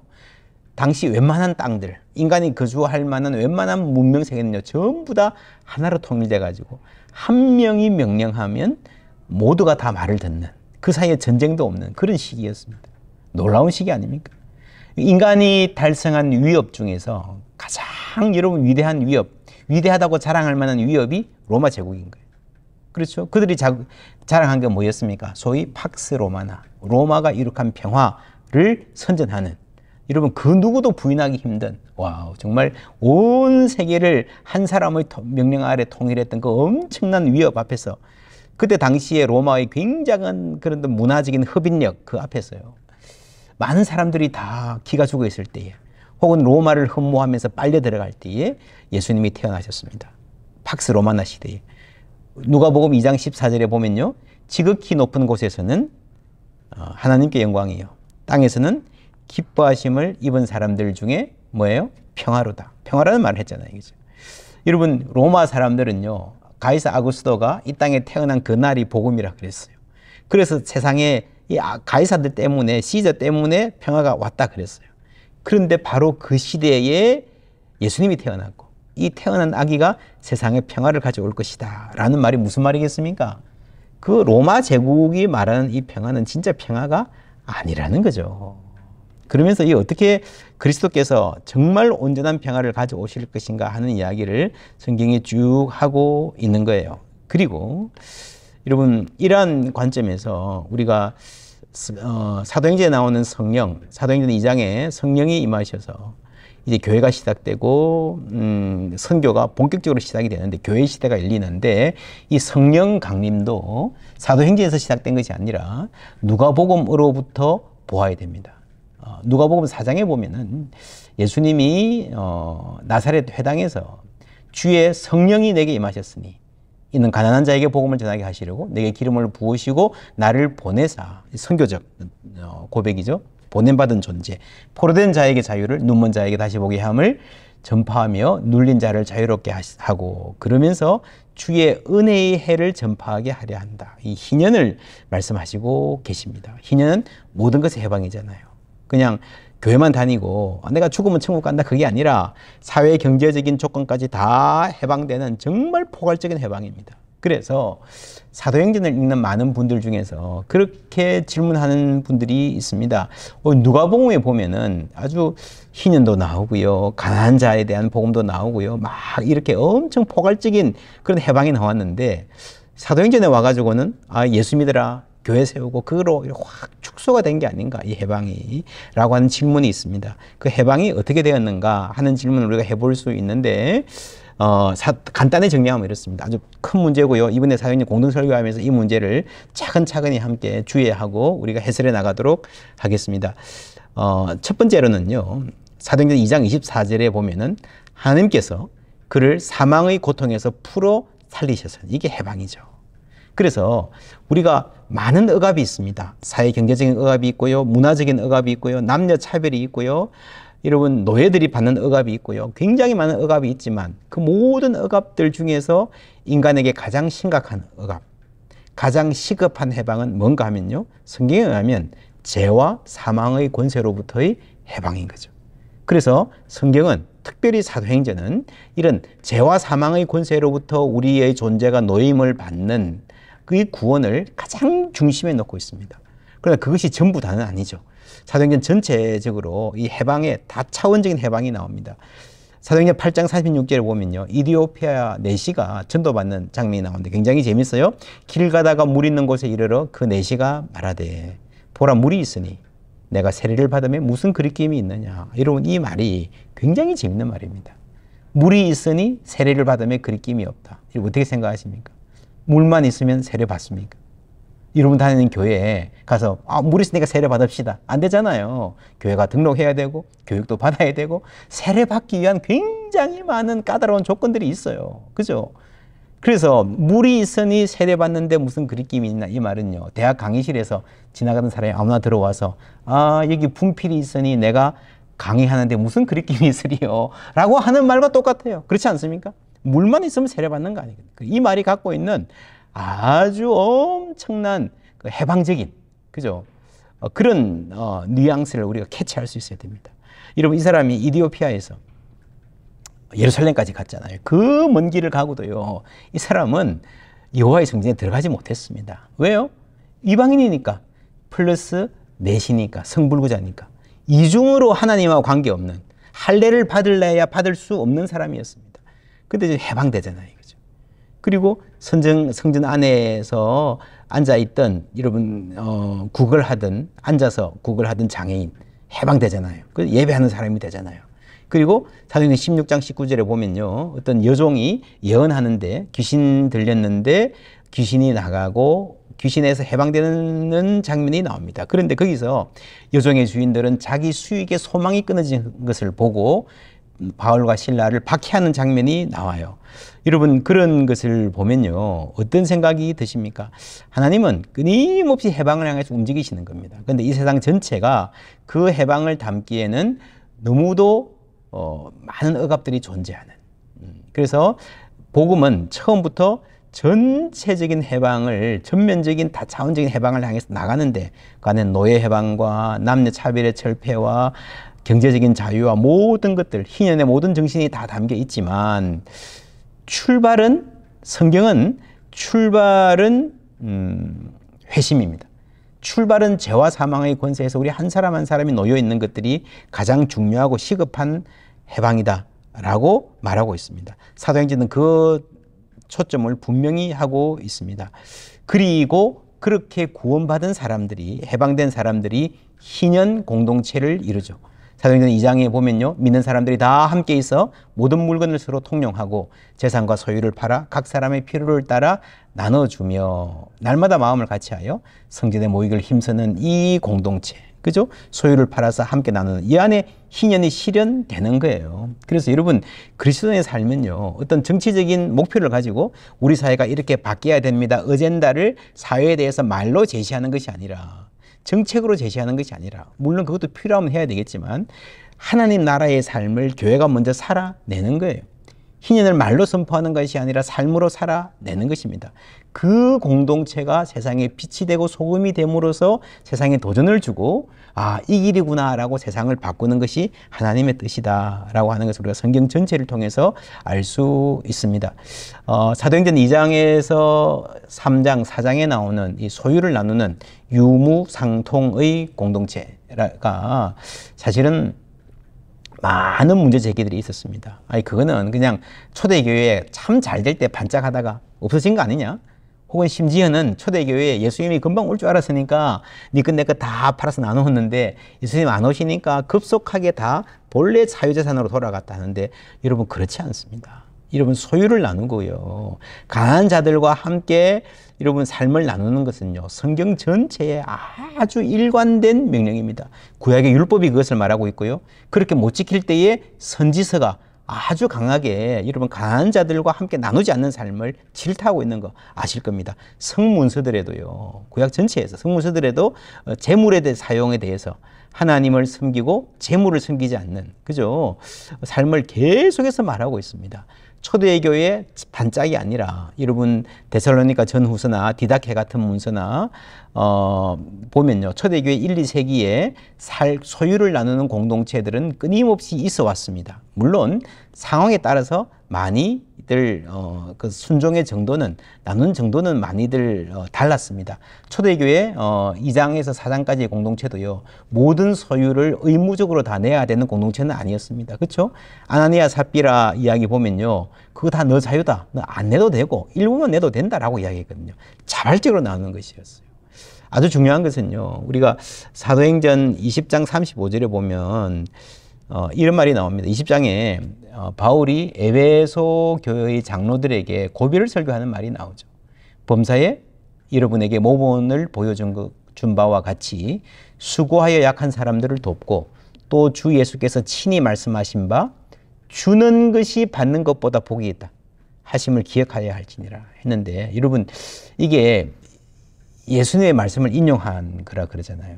근데 여러분 아십니까? 바울 서신에 바울이 예수님의 말씀을 직접 인용한 게 어디 나옵니까? 거의 안 나와요. 학자들 가운데 가장 큰 고민이 뭔가 하면은 바울이 예수님에 대해서는 말을 많이 했는데 예수님이 말씀하신 것을 직접 인용한 것은 거의 없다. 근데 사실은 명확하게 인용한 것은 이게 거의 유일해요. 바울이 예수님을 인용한 거. 그죠? 근데 그 말이 뭐예요? 주는 것이 받는 것보다 복이 있다. 소유를 나누는 것에 대한 이야기입니다. 그래서 우리가 쉽게 볼 문제가 아니죠. 갈라디아서 2장에 보면요. 초대교회의 양대 산맥, 그러니까 베드로 중심으로, 베드로, 야고보, 요한을 중심으로 한 예루살렘의 중심되는 교회, 그리고 바울과 바나바의 이방인 교회가 아주 심각한 분열을 경험할 뻔하다가 가까스로 이렇게 일치에 이르는 대목이 나옵니다. 거기서 이제 선교 대상을 분할하죠. 베드로는 할례자에게, 우리는 무할례자에 가기로. 그리고 나서 나오는, 결론에 나오는 말씀이 굉장히 재밌습니다. 다만 우리에게 가난한 자들을 기억하도록 부탁하였으니 이것은 나도 본래부터 힘써 행하여 왔노라.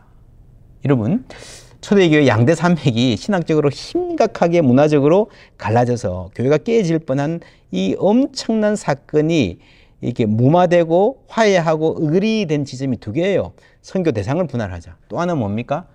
가난한 자들을 생각하는데 마음을 같이 하자. 그렇죠. 여러분, 이 두 사실은요, 성경이 보여주는 성경의 가치. 여러분, 재물을 하나님보다 더 섬기는 것은요, 우상숭배입니다. 그 우상숭배로부터 해방된 사람들, 죄와 사망에서 권세에서 해방되어서 소유를 함께 나누는 공동체를 살아가면서 하나님의 뜻을 보여주는 이 공동체를 만들어가는 것이 하나님 나라의 사역의 가장 핵심적인 사역이었다는 거죠. 정리하면 그렇습니다. 여러분, 회심의 중요성. 바울의 회심이 사도행전에 3번이나 되풀이 돼서 나오잖아요. 바울이 예수님 만난 이야기. 그래서 한 개인이 예수님 만나고 그의 삶의 길을 돌이켜서 하나님의 품에 안기는 이 회심, 복음 전도의 중요성은요, 아무리 강조해도 지나치지 않습니다. 사도행전에서 빼댑니다. 그리고 그 선포가, 그 삶이 공적인 성격이었다라고 하는 거죠. 자, 날마다 마음을 같이하여 성전에 모이기를 힘쓰고 집에서 떡을 떼며. 성전과 집 두 개가 나오죠. 여러분, 이 성전은요, 요즘 우리가 흔히 말하듯이 뭐 교회의 소그룹과 대그룹, 집과 성전 이런 거 아닙니다. 당시에 성전이 어떤 공간이었습니까? 공적인 공간이에요. 공적인 공간. 그죠? 퍼블릭 스페이스. 시 많은 사람들이 왔다 갔다 하는 시의 가장 센터의 광장 같은 곳이었습니다. 근데 사도행전 2장에 이랬고요. 20장에 가가지고 유익한 것은 무엇이든지 바울이 공중 앞에서나 각 집에서나 똑같죠? 집에서 공공에서 라고 하는. 그래서 복음은 처음부터 개인이 예수님을 만나는 그 회심을 아주 중요하게 중심에 놓으면서도 그 복음의 표현은 언제나 공적인 광장으로 나아가는 공적인 성격이 있었다라고 하는 것을 우리가 잊어서는 안 됩니다. 예. 회심이 중요하고, 그러나 그 회심했던 사람들의 신앙은 늘 공적인 차원에서 표현되어야 된다라고 나는 말씀드렸고요. 사도행전 전체를 이끌어가는 아주 중요한 주체는 성령입니다. 그래서 많은 사람들이 사도행전은 성령 행전이다라고 말들 하는데요. 성령을 강조하는 것은 맞지만 성령 행전이라고까지 붙인 것은 조금 심하다 할 수 있습니다. 하나는 삼위일체 하나님, 예수님, 성부 하나님의 사역도 중요하다. 그리고 교회가 전통적으로 사도행전이라고 말해온 것은요, 사실은 사도행전의 사도들의 역할도 굉장히 중요하다는 거죠. 여러분, 사도행전 15장의 사도회의를 보면요. 이게 교회에 처음 온 교회가 함께 모였던 선교대회 회의였는데 이방 선교를 어떻게 해나가야 될 것인가 하는 것을 논의합니다. 근데 우리가 선교대회, 교회 회의 그러면 상황을 분석하고 그래서 선교 전략을 수립하고 방향을 제시한다라고 생각을 하는데 사도행전을 가만히 들여다보면요. 그렇지 않습니다. 이런 사람이 모여서 회의하고 방향을 제시할 수가 없는 것 같아요. 사도행전 15장을 보면 우리가 이렇게 선교하자라는 게 아니라 하나님이 이미 이렇게 선교하고 계셨다. 그죠? 우리가 설교하는데 여러분 바울은요 고넬료 집에 가가지고 설교할 때에 이게 들어가야 되는지 아닌지도 몰랐어요. 설교를 해야 되는지 말하는지도 몰랐어요. 그런데 설교를 했고 성령이 임하시는 거예요. 그래서 우리가 무슨 방향을 결정해서 하는 것이 아니라 하나님이 일하고 계시고 하나님 앞장서고 나가 계시고 이방 선교를 우리가 할까 말까 해도 될까 말까 하는 이 상황에서 이미 하나님은 이방 선교의 문을 활짝 열어 제치시고 앞서서 나가시고 우리는 뒤따라가는 거라는 거죠. 여러분 어떻게 보면요 이게 뒷북 치는 거예요. 뒷북 다 끝나고 나서. 저는 신학교에서 가르치면서 그런 이야기를 많이 했습니다. 뒷북이라도 제대로 치면 다행이다.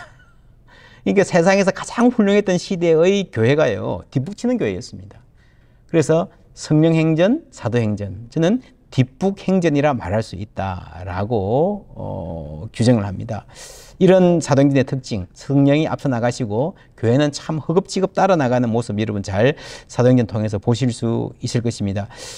사도행전의 성령은요 사실은 본인이 무대 위의 주인공으로 나서기를 그렇게 좋아하지 않으시는 분입니다. 프레드릭 데일 브룬너라고는 아주 유명한 신학자가 그런 책을 썼습니다. Holy Spirit, the shy member of the Trinity.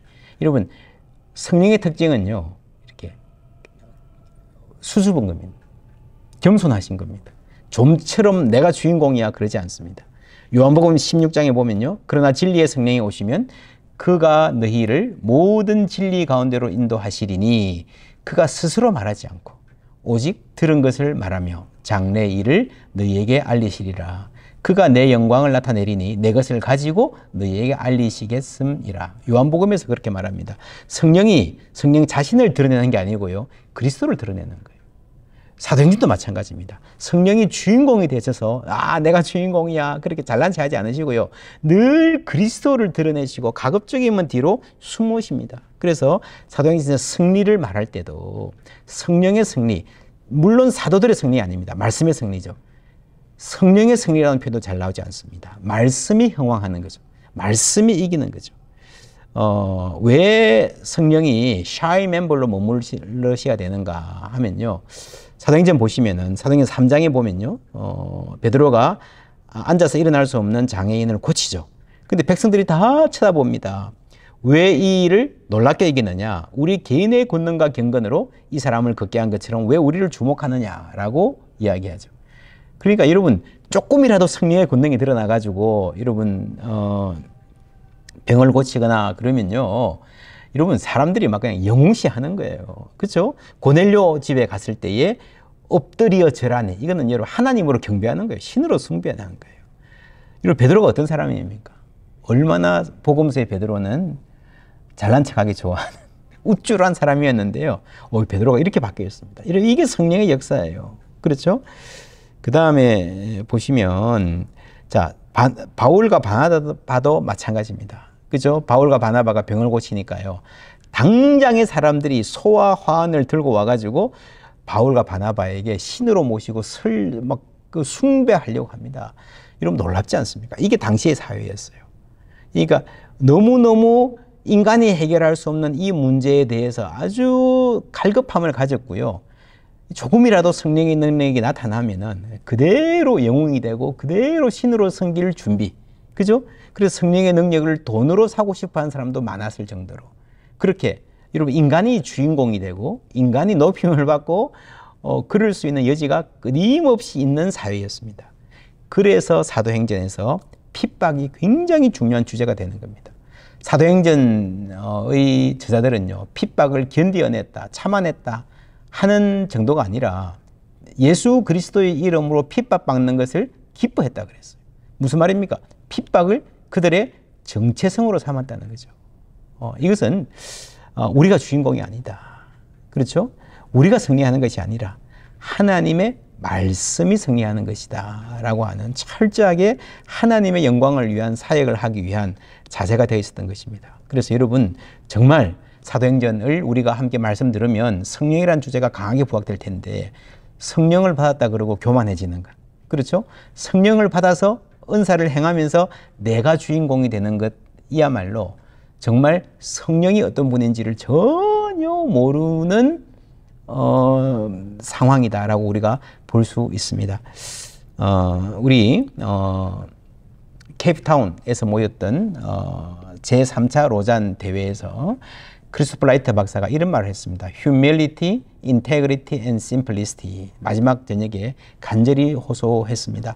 하나님의 교회의 가장 큰 아픔은 뭔가 하면요. 교회 지도자들이 이 우리의 그 복음을 전하고자 하는 그 우리의 노력들이 자꾸 실패하는 이유는 교회 지도자들이 파워와 석세스와 그리드, 권력과 성공과 탐욕에 물들어 있기 때문이다. 그를 우상숭배하기 때문이다 라고 이야기했고, 정말 세계의 선교가, 우리 시대의 하나님의 선교가 제대로 힘을 발휘하기 위해서 우리가 해야 되는 그 세 가지, 영어로 맨 밑에 줄여 보시면요, humility, 겸손, integrity, 정직, 세 번째 simplicity, 단순성이다 라고 호소했습니다. 앞자를 따면요, HIS입니다. 겸손, 정직, 단순성을 성령이 우리에게 가르치는 거예요. 우리가 사도행전을 함께 설교하면서 성령의 사람들 되기를 바랍니다. 그럴 때에 성령을 따라서 우리도 겸손한 사도들처럼 내가 주인공 되려고 하지 않고 하나님이 주인공 되시고 하나님의 말씀이 승리하는 각 교회의 말씀 증거의 현장 되기를 바랍니다. 이런 관점을 가지고 우리가 1년 동안 사도행전 설교 공동 설교 진행할 거고요. 지금 화면에 보이는 대로 지역별 말씀 네트워크 컨퍼런스 일정들이 쭉 있습니다. 또 우리 홈페이지에 여러 가지 자료들이 있습니다. 함께 참여하시고요. 횃불 재단하고도 제가 계속해서 함께 의논하도록 하겠습니다. 함께 말씀 소그룹, 특별히 프로페자에 참여하기 원하시는 분은 잘 참여할 수 있도록 우리 저희 말씀 네트워크를 통해서나 횃불을 통해서도 여러분 안내 받으실 수 있을 것입니다. 함께 하기를 원하시는 분들 말씀 네트워크 카카오톡 채널이 있습니다. 사도행전 말씀 네트워크 검색하시면요, 친구 추가하면 저희들이 올리는 모든 자료들 다 받아볼 수 있고요. 우리 홈페이지에서도 여러분 보실 수 있습니다. 이렇게 마련되고 있는, 저는 사도행전 함께 설교합시다, 이게 작은 일이 아닌데, 쉬운 일이 아닌데, 많은 분들이 함께 마음이 모이는 것이 하나님이 우리 가운데 하시는 일인 줄 믿습니다. 그래서 이 말씀 통해서 사도행전의 그 부흥의 역사가, 말씀 앞에 무릎 꿇고 하나님이 승리하시는 역사가 우리 모든 목회자님들, 선교사님들 사역의 현장에 일어나기를 예수님의 이름으로 축복합니다. 하나님 감사합니다. 주의 말씀 붙들고 살아가는 신실한 주의 종들 온라인으로 함께 만나서 주의 말씀에 귀 기울이게 하심을 감사를 드립니다. 우리가 하나님의 말씀을 전하는 가운데에 주께서 우리 마음을 열어주시어서 주의 말씀을 청종하게 하여 주시고 하나님의 말씀에 약속하신 그 역사들이 우리 가운데 일어날 수 있도록 인도하여 주시옵소서. 겸손하게, 정직하게, 단순하게 주님 말씀 따를 때에 하나님이 우리 가운데 일하시는 것 우리가 함께 목도하며 함께 나눌 수 있는 복된 사역 될 수 있도록 축복하여 주시옵소서. 감사합니다. 예수 그리스도의 이름으로 기도하옵나이다. 아멘. 귀한 강의에 감사드립니다. 신문 기사와 데이터에서는 교회의 어려움과 쇠락을 이야기합니다. 하지만 하나님께서는 복음 안에서 말씀을 펴고 하나님의 일하심을 구하는 목회자를 통해 사도행전과 같이 한 영혼을 살려내시고 흥이 있는, 기쁨이 있는 목회와 교회로 일으키실 것을 믿습니다. 내년 로잔 대회와 함께 사도행전 읽기와 나눔이 목회에 큰 힘이 되시길 바랍니다. 리셋의 시간, 흥이 있는 교회와 목회를 주제로 8주간 진행된 이번 2학기 강의는 횃불재단 유튜브 채널에 매주 업데이트될 예정입니다. 지역 대면 모임과 특강, 조별 모임이 궁금하신 분들은 각 지역 횃불의 총무님께 문의하시면 좋겠습니다. 그러면 다음 학기에 뵙겠습니다. 감사합니다.